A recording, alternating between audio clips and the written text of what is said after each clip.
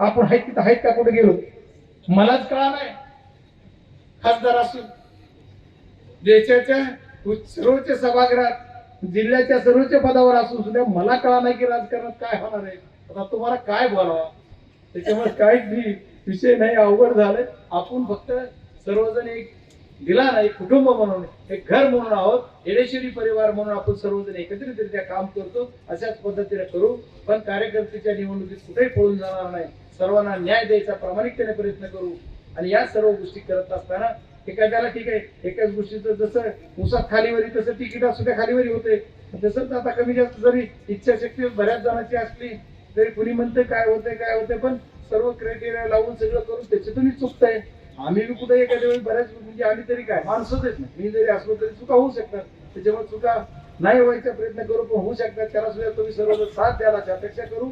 येणाऱ्या काळात जिल्हा परिषद पंचायत समितीच्या निवडणुकीच्या शुभेच्छा पण तुम्हाला. आणि प्रजासत्ताक दिनाच्या तर दिल्यातच ऑलरेडी. आमच्या ताईने आणखी एक विषय मागणी केली. येडेश्वरी फाउंडेशनच्या माध्यमातून तुम्हाला जे काही करायचं असेल ते करायला खासदार म्हणून तुमच्या सोबत आहे. तुमचा भाऊ तुमच्या या गोष्टीला सोबत आहे. तुम्ही पूर्ण जिल्ह्यावर काम करा. कारण जिल्हा हेच कार्यक्षेत्र आपलं आहे. आता तालुक्यापुरतं क्षेत्रताईने केलं. त्याच्या पुढे आणखी तुम्ही सगळी विंग वाढत तुम्ही सर्वजण एकत्रित करून तुम्ही करा. मला काही अडचण नाही. उलट आनंद आहे. आणि प्रियदर्शिनी अर्बन बँकेच्या माध्यमातून द्यायचा प्रयत्न केला. त्यांना सूचना केल्या त्याप्रमाणे ते पण देत आहेत. त्यामुळे तिकडनं आपल्याला ती पण आणखी आर्थिक मदत काही करता येईल. तर महिलांचे पैसे 100% वसूल होतात. जसे शेतकऱ्यांचे माझे 100% होतात. शेतकरी सुद्धा 100% होते. रोड पासून पलीकडे तिकडे जर भानगड होती. आता आज संवारवारी करताना बी नाही भानगड. पण आता खरं मी बोललं पाहिजे कुठंतरी. खरं बोलताना बी भानगड. त्याच्यामुळं निष्ठावंत सरांनी सांगितलं 15 वर्ष काम निष्ठावंत एवढं सगळं असून सुद्धा पुढच्या वेळेस निवडून येणार आहे का. सर्वात मोठा क्रायटेरिया असं की आता निवडणुकीला वरून निवडून येणार आहे का. आपण क्रायटेरिया लावावा लागेल. ते तर आहेच आहे. तुमच्या निष्ठेला किंमत आहे. पण निवडून नाही आल्यावर काय करायचं. आता गणित कुठे येतंय निवडणुकीचं. निवडून आल्यावर जितावं शिकणं. त्याच्यामुळे निवडणुकीत कोण जिंकल याचं गणित लावून सर्व हे करावं लागते. आपण विधानसभेची निवडणूक त्यामुळे तुमच्याच ते कारभारात तुमच्याच कृपेनं 1200 हारलो. जर अंबाजोगाई जर गेला असतं तुमच्या लोकांत तरी हरलो नसतो. त्याचं पाहत ज्यांनी विरोध केला ती खुश आणि मी मदत करून माझ्यावर नाराज. वारे धांदा ही पद्धत कशी जमा. त्याच्यामुळे ती जाऊ द्या. त्याच्यामुळे ती सुद्धा बघावं लागेल.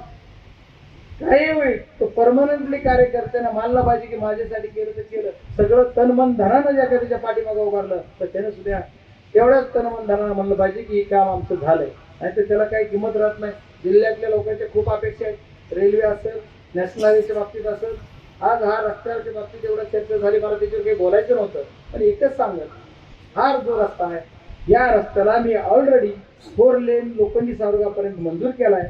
लातूरच्या बाजूला थांबला होता. ते लातूरचे लोखंडी सावरगाव 4 लेनचं टेंडर झालंय. काम चालू होईल लगेच.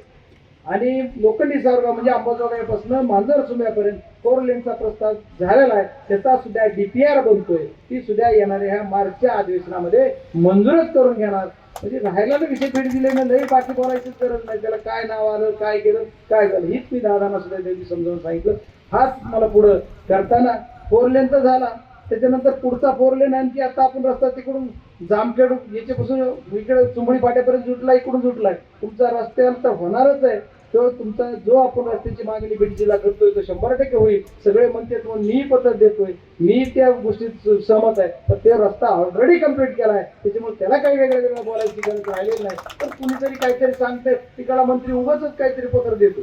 जसा सर्वे झाला कधी होणार आहे त्यावेळेस होईल राहील काय होईल उगाच पत्र दिलं पिटविलं बोल दिलं असं बी काहीतरी काय ह्या सत्ताधारी लोकांना दुसरं काही कळत नव्हतं. त्याच्यामुळे ती तसं काहीतरी करते आता. म्हणजे शिवसेनेच्याच लोकांना सत्ताधारीपेक्षाही बाकीच्या दुसऱ्या सत्ताधारीवरचं काय विषय नाही. त्यांना दुसरं काय त्यांनाच कळणार आता की कुठे येते.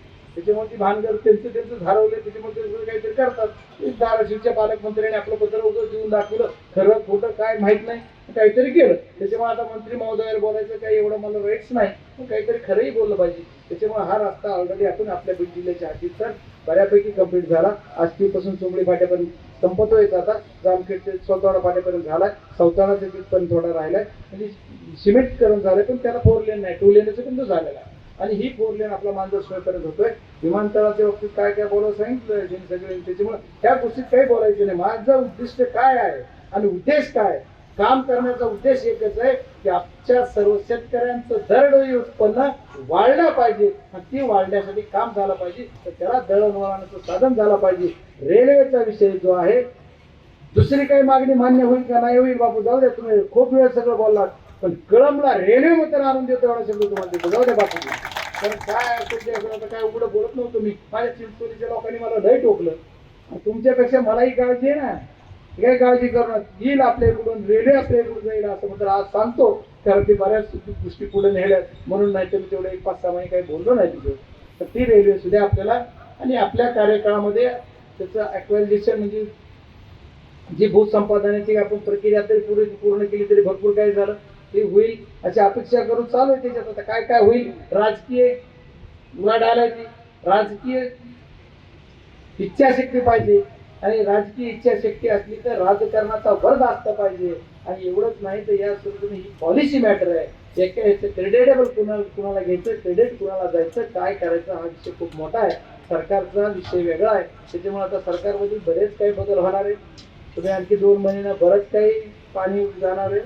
मी काय उगाच हवेत गोळ्या मारत नाही, कधी काही बोलत नाही, असं कधी बोलत नाही. त्याच्यामुळे तुम्ही काय काळजी करू नका, सगळं काय बरोबर होईल. जे लोक म्हणायचे त्या खासदाराला डीपीडीसीचा 1 रुपया मिळणार नाही म्हणायचे काय, जे म्हणायचे त्यांनाच किती मिळाले ते सांगावं. पण माझ्या कार्यकर्त्याला बीड जिल्ह्यातल्या जेवढ्या ग्रामपंचायती तिथं 10 लाख तरी द्यायचा प्रयत्न केलाय. केज तालुक्याचा विषय सोडा, केज तालुक्याच्या तर कुणी एक कार्यक्रम भेटला तरी मला 1 रुपया काम दिला, तू बघ जरा पाईपलाईन एक आहे आणखी, त्याचं नाव नाही सांगा, आता भेटलंय मला आणखी एक आहे, पण ती जरा दम बी नाही. आता जरा वर्गवारी होती ना, इसोबडगावचं समजा एक उदाहरण सांगितलं, इसोबड फरक होतो त्याच्यामुळे थोडं ठीक आहे. पण तिथं की काय झालंय, कुणीतरी कुठंतरी त्याला कुणीतरी पंप मारत, आज तुला काय बिल येते ना, मग त्यांनी सगळं सगळं खाऊन खाऊन बसून मी करते तसं. त्याच्यामुळे काहीतरी असतं, त्याच्यामुळे एखादा विषय असतो त्याच्यावर जाऊ द्या.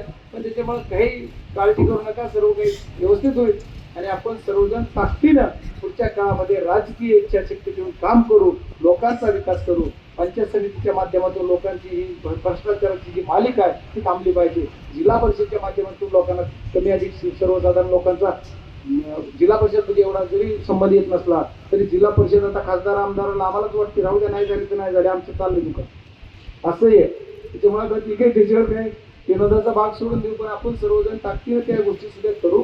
आणि पुढच्या काळामध्ये आपण सर्व ताकदीनं रेल्वे असेल, नॅशनल हायवेचा हा विषय झाला, या सर्व गोष्टी करताना बघा यावर्षी पहिल्यांदा आणेवारी एवढा पाऊस पडून सुद्धा बीड जिल्ह्याची आणेवारी 50च्या आत आली. जर तुम्ही सर्वांनी विमा भरला असता तर ते विमा जर याचा अर्ज केला तर तक्रार केलं, तिथे एवढं सुंदर शेतकऱ्यासाठी काम करतोय. आणि आपल्या इथं सुद्धा आपल्या काही मी शेतकरी करतो, शेतीची माहिती असली पाहिजे. आज शासनाने काय योजना दिल्या त्याची माहिती पाहिजे. त्या सर्व गोष्टी जर आपण केल्या तर बाकीच्या कागदोपत्रावरच आपलं सगळं चालतंय. इकडे शेतात मेहनत करण्यापेक्षा कागदावरच पैसे मिळतात बा. जसे बीड जिल्ह्यात काही विकास कामं न होता कागदावर पैसे होते ना, तर शेतकऱ्यांना सुद्धा कागदोपत्री चांगले पैसे मिळतात. आपण उत्पादनावर वाढ करून आपण जर कमी म्हणजे आपल्याला जमीन कमी असली तरी कागदोपत्री जर मेहनत घेतली तर ती सुद्धा चांगली होती. आपल्याला माहिती कमी असते त्याच्यामुळे माहिती तुमच्यापर्यंत देणं सुद्धा खासदाराचं काम आहे, ते आपण देऊ. बाकी आणखी भरपूर विषय, जास्त विषयाला काही न बोलता प्रत्येकाचे विषय वेगळे वेगळे अपेक्षा आहेत.